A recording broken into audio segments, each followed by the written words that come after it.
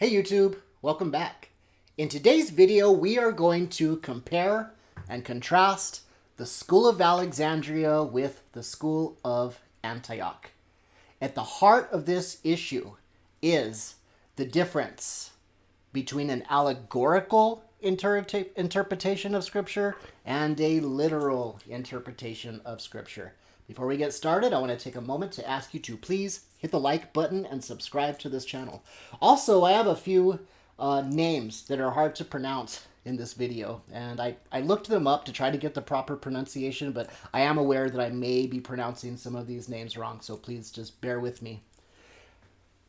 The School of Antioch, which was in Syria, and the School of Alexandria, which was on the coast of Egypt, had different ideas of just how to interpret the Bible. At the very heart of this issue was a literal interpretation, which is the School of Antioch, versus an allegorical interpretation, which is the School of Alexandria. It seems that the School of Alexandria focused on Jesus Christ's divinity, but completely ignored his humanity. The School of Antioch, however, made the distinction between Jesus' humanity and his divinity, that Jesus is both fully God and fully man.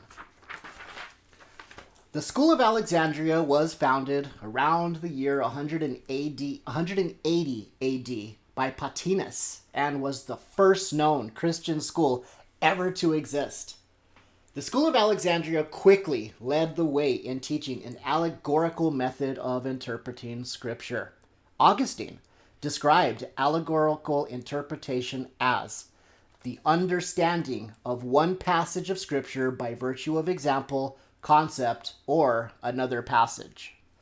This opened up the door to interpret passages poetically, looking for a deeper meaning underneath the surface.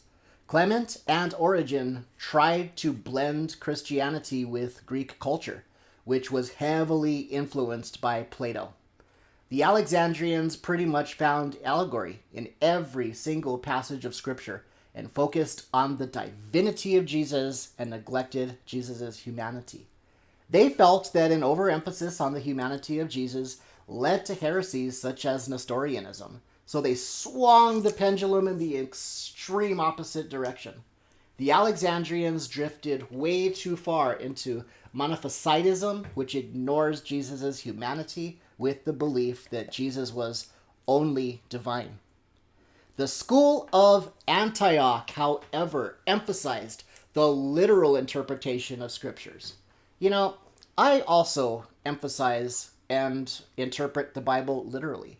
And one time I was talking to somebody and they said, Mike, I think your interpretations of Genesis chapter 1 is, your interpretation is wrong.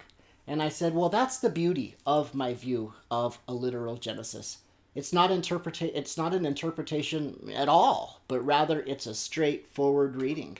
Whenever I get myself into trouble is when I start interpreting rather than just seeing what Scripture says, using good reading comprehension skills. I believe that when God says he created the heavens and the earth in 6 days, that he created the heavens and the earth and everything in them in 6 days. Around the year 200 AD, the School of Antioch was established in Syria by a man named Lucian, who was ultimately martyred. Antioch gave birth to theologians such as Theodore of Mopsuestia and Diodore Tarsus and John Chrysostom, who was a preacher who was given the title Golden Mouth. Most of John's writings are expositions of Scripture and show that he was a literalist. Theodoret of Cyrus is a very noteworthy figure in what the School of Antioch ultimately led to. He continued the work of Eusebius and made several apologies against paganism. He defended the Antioch's understanding of the nature of Christ against the Bishop Cyril. In conclusion, before I did this study, I never realized before, but I also am a product of the School of Antioch. I always endorse a literal reading of Scripture using good reading comprehension skills. Sure, there are some deeper meanings under the surface, but the Bible means what it says, and it says what it means. I believe that an allegorical interpretation opens the door to make the Bible say all kinds of things that it just doesn't say. People can go every which direction if they start getting allegorical instead of literal. And then if they do that, then where is the standard? God is not an author of confusion and has given his word to communicate exactly what he wants to communicate.